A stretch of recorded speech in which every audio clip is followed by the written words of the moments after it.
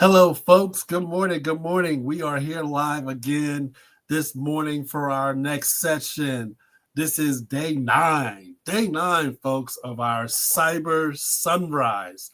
Our cyber sunrise. And today's topic is think before you click. Okay? Think before you click, folks. Just think before you click. That's all you got to do. So today's topic again is think before you click. Here today, this is yours truly, Will Castrello. I'm your AI business growth consultant, and we are here to talk about things that it's in our Cybersecurity Awareness Month, which is October. And the Cybersecurity Awareness Month is very impactful. I must learn, and we're going to give you tips and tricks every single day this month for the whole month of October. So we're going to go ahead and dive right on into this thing, and then let's go and get started. So I'm going to say, I got an opening question for you right now. If you got an email from your CEO, right, asking for a quick favor, would you pause before clicking or replying? Would you? I just say this. 90% of cyber attacks start with a phishing email. 90%. Well, what is a phishing email? Phishing email tricks someone. It's tricking someone into giving up information or access, and it comes through these types of areas. It comes through email, it comes through texting, phone call, even social media. For example, your Microsoft 365 account, right, has been locked. Then it says, click here to verify your password. That's a phishing attempt that's trying to get your password. Because unless you know what that is or how it got there, don't click on it. Let's think before we click. Now, I'm going to teach you how to spot. How do you spot a phishing attempt? I have this method. It's called SLAM. SLAM. Okay, that's the method. S means the sender, right? Do you recognize the email address that is being sent? Now look beyond the display name, because we have on the email address, you have the display name, and then you got your email address that's kind of hidden. You want to go to that top of that email, click on that name, and then when it opens up, see if that first part of that email address is someone that you know, right? Because a lot of times it can say, let's say I know somebody named George, right?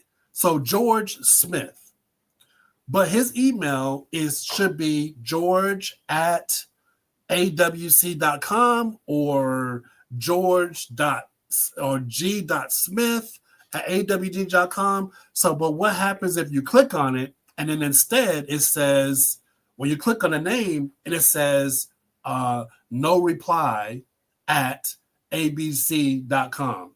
That's when you don't want to reply. Okay. So the first number method is the send method. Number two, links.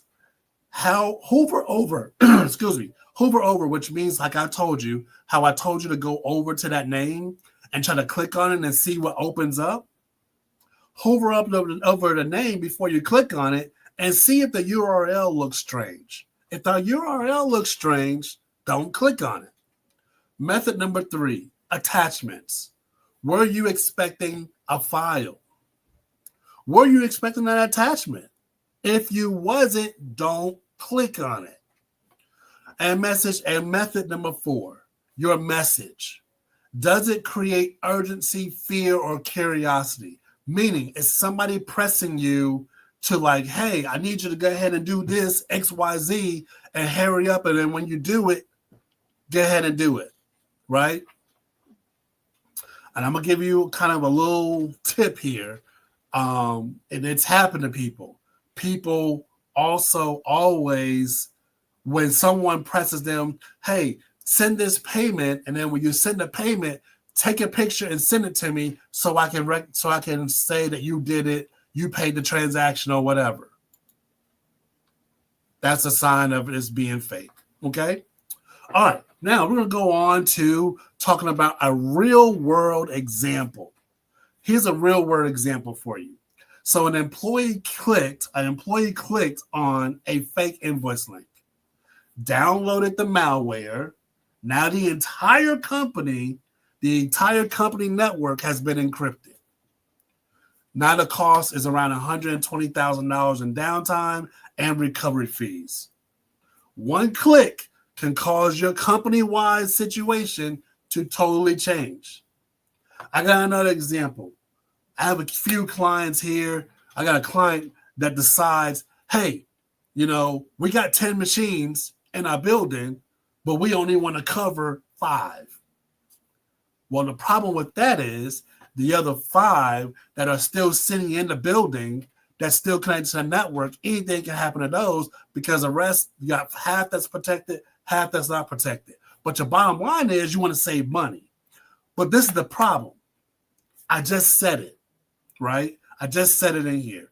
Something comes in, somebody clicks the link over here that a PC is not protected. Guess what? Now you're exposed a whole company, and now you're at risk. But then you want to sit there and try to blame the IT person because they're supposed to be protecting and watching. But the problem is if you don't have protection and things on that PC, then you can't hold anybody liable but yourself, right? But yourself. So the bottom line is don't cut corners to be protected and to watch what you need to do.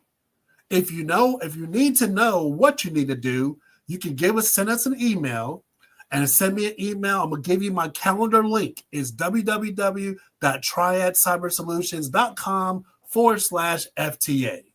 If you click on that link there, if you go to the browser and you go to that link, you'll see my calendar. You'll be able to schedule some time with me, yours truly, how we can sit down and make sure that you don't have higher vulnerable machines on your network still not being protected. Now, based on that example that I gave you, I'm going to give you the action of what should be happening. Okay, the think before you click checklist. I'm going to give you that checklist. One, you're going to verify before clicking. Like I said, you're going to verify the link before clicking, especially links and attachments.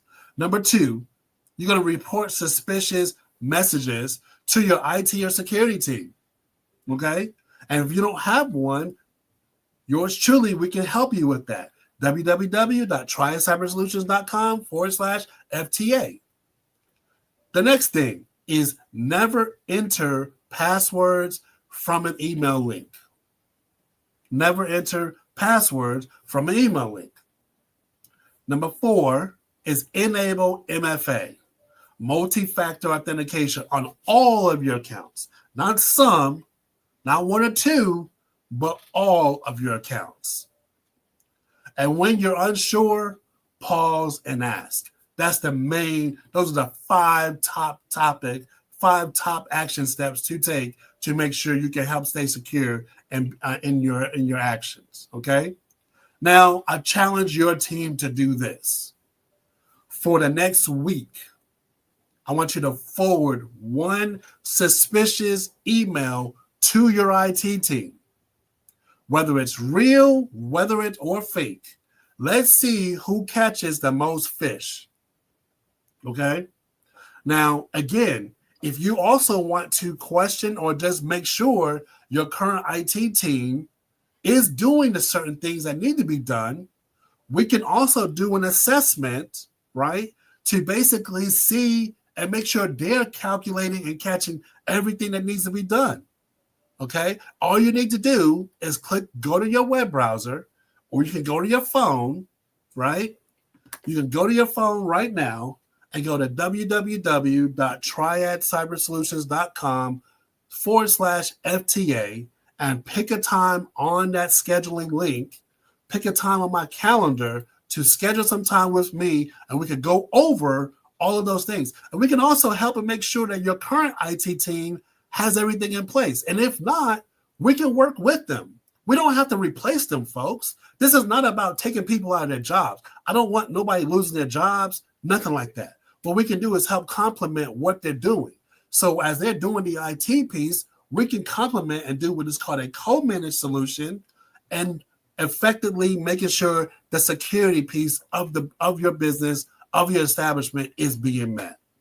Well, folks, that's it today for our Cyber Sunrise. I definitely really truly appreciate you joining us, or joining me this morning here. And again, this is day 9. Stay tuned tomorrow for our next Sunrise, Cyber Sunrise, as our next topic and what we talk about and how we're going to stay safe. Okay?